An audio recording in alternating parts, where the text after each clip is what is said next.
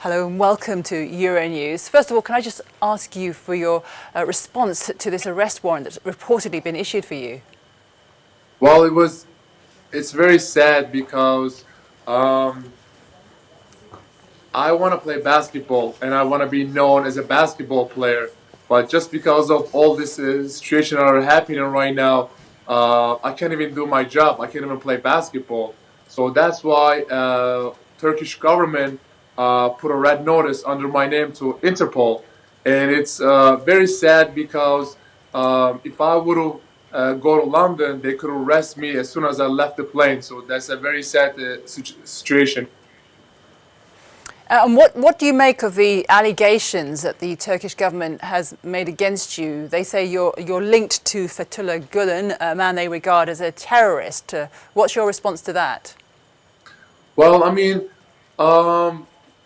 I visit Mr. Gulen once every 2-3 weeks, and every time I go visit him, he always talks about the universal peace, and the most important thing for him is leave your differences on the table and try to find what we have in common.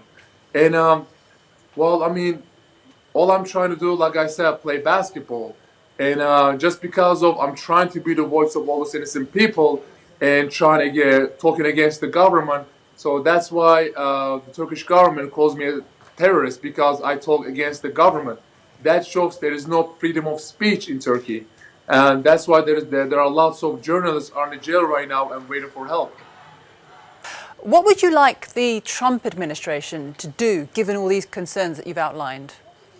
Well, I have not reached out to him yet, but definitely I will reach out to him in the future and talk about the issues going on in Turkey. Because Mr. Trump and Erdogan have a relationship, so I will definitely all talk about the journalists are in the jail, all the innocent people, all the people who lost their job.